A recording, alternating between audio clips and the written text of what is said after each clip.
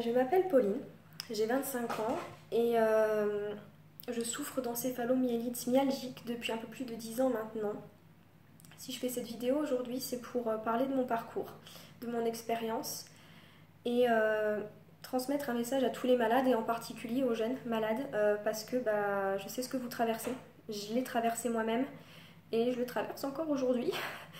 Et donc si mon histoire peut être un peu porteur d'espoir, c'est avec plaisir que je vous raconte mon parcours de façon très brève parce qu'il y a beaucoup de choses à dire. Mais voilà, je vais essayer de résumer, d'être le plus bref possible.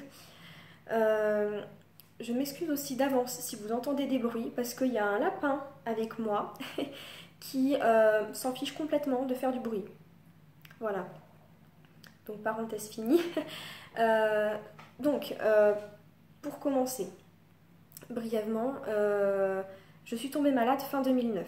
Je venais de rentrer au lycée, ça faisait tout juste un mois. J'ai fait 2 épisodes de pharyngite successives et suite à ça, en fait, je suis restée complètement à plat. Mais quand je dis à plat, c'est que j'avais aucune énergie, j'étais incapable de quitter mon lit et de faire quoi que ce soit. Quand je dis quoi que ce soit, c'est vraiment quoi que ce soit. Je pouvais plus rien faire. Et j'insiste bien dessus. C'était pas juste une simple fatigue de je suis fatiguée, j'ai pas assez dormi. Non, c'est bien plus que ça. Pour les gens qui connaissent la maladie, vous savez très bien de quoi je parle. Et donc à partir de là, il y a tout un parcours qui a commencé parce que je me remettais pas et plus le temps passait, plus on se disait avec ma mère que c'était pas normal. Voilà. Donc mon médecin traitant m'a prise au sérieux dès le début. J'ai eu beaucoup de chance pour ça. Il m'a fait faire des examens qui n'ont rien montré de particulier. Donc il a fini par m'emmener voir un médecin hospitalier qui m'a fait faire d'autres examens. J'ai vu un autre médecin par la suite qui m'a aussi fait faire d'autres examens, des hospitalisations, enfin bref. Et aucun examen ne montrait quoi que ce soit d'anormal en fait. Il n'y avait rien qui expliquait l'état dans lequel j'étais. Et donc j'ai fini par retourner voir donc, ce médecin hospitalier qui était, et qui est toujours, qui me suit encore aujourd'hui, un médecin extrêmement compréhensif. Enfin, elle est très compréhensive et je la remercierai jamais assez de m'avoir prise au sérieux dès le début, moi et ma mère aussi, de nous avoir écoutés, de m'avoir cru et de m'avoir soutenue et de me soutenir encore aujourd'hui. À l'époque, elle ne savait pas non plus ce que j'avais. Et ma mère, en fait, avait tapé mes symptômes sur Internet. Et donc, elle était tombée sur le site de l'association de l'EMSFC. Donc, elle était entrée en contact avec eux. Et de fil en aiguille, on en a parlé avec ce médecin qui a accueilli l'idée à bras ouverts et qui, elle, s'est démenée aussi et a contacté le médecin du conseil scientifique de l'époque pour en savoir plus sur la maladie et savoir quoi faire pour me la diagnostiquer et ensuite comment la prendre en charge, tout simplement. Je ne vais pas trop parler de la prise en charge ici parce que c'est pas le but, voilà, mais le fait est qu'au bout d'un moment, et donc après avoir passé tous les examens nécessaires, on m'a posé le diagnostic. Donc à partir de là, le diagnostic est tombé, forcément. Moi, j'étais rassurée de savoir enfin ce que j'avais, mais ça me faisait aussi un peu peur parce que du coup, ça voulait dire que ça allait durer parce que c'est une maladie chronique. Et ça me faisait peur parce que j'avais 15 ans et à 15 ans, j'avais du mal en fait à me projeter et à me dire mais qu'est-ce que ça va être ma vie concrètement? Où est-ce que ça va me mener? Est-ce que ça va me mener quelque part? Enfin, il y a un peu tout qui s'était écroulé autour de moi à ce moment-là. Mais d'un autre côté, je me savais bien entourée par ma maman et par mes médecins et par certains amis que j'avais à l'époque qui étaient à distance parce que tous les amis proches que j'avais n'étaient plus là.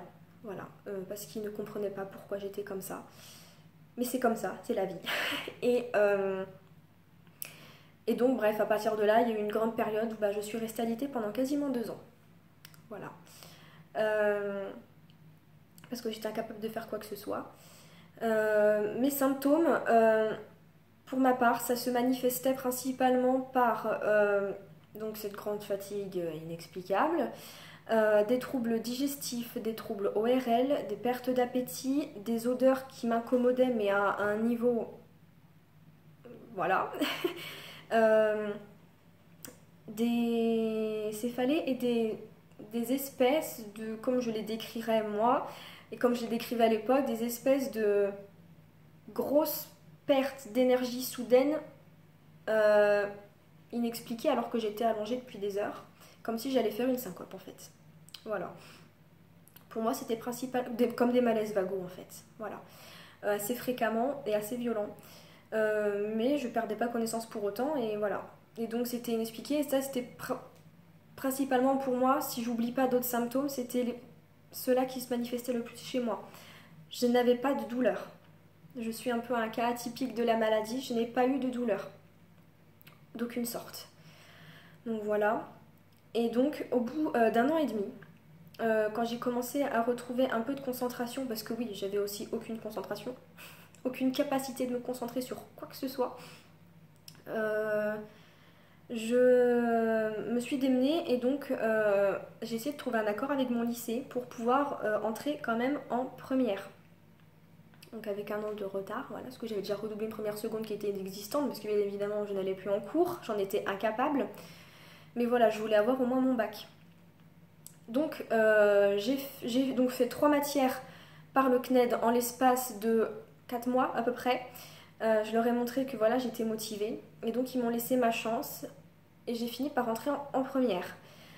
Ma première et ma terminale se sont passées avec des hauts et des bas parce que j'ai eu beaucoup d'absences. Mais à ce moment-là, en fait, je me suis créé un cercle d'amis qui est toujours là aujourd'hui et qui m'ont énormément soutenue et avec qui je rattrapais les cours. Et voilà, j'ai eu des profs très compréhensifs qui m'autorisaient à passer certains contrôles à la maison et d'autres qui clairement s'en contrefichaient royalement et s'amusaient à me casser du sucre sur le dos de façon assez violente.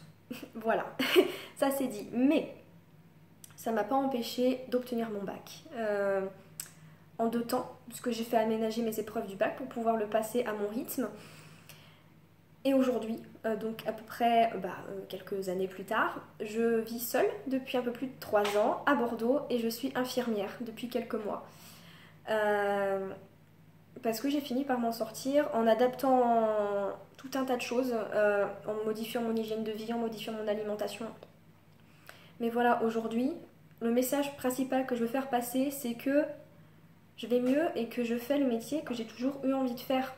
Alors là, actuellement, je suis confinée, vu la situation actuelle, et pour me protéger, parce que du coup, je suis une personne à risque, comme tous les malades de l'EM.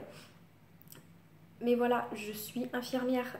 Ça n'a pas été sans mal non plus de faire ces études-là, parce que c'était très prenant, et j'ai chopé des infections, et ça n'a pas été facile, parce que ça demande beaucoup d'énergie, et il y a des moments où l'énergie n'était pas là.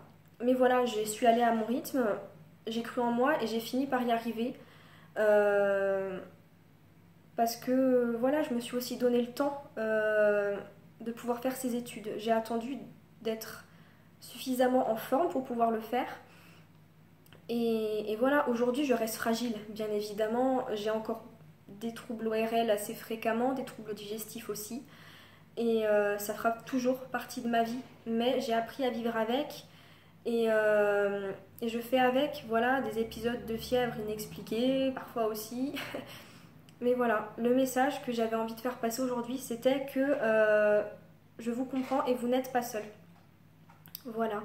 J'espère que mon message pourra aider certains. Et si vous voulez changer plus, parce que voilà, il y a beaucoup à dire, il y a beaucoup de choses que je n'ai pas dites, je vais laisser mes coordonnées. Et n'hésitez pas, vraiment, ça me ferait énormément plaisir de pouvoir échanger avec vous. Voilà, bon courage à tous et vous n'êtes pas seuls.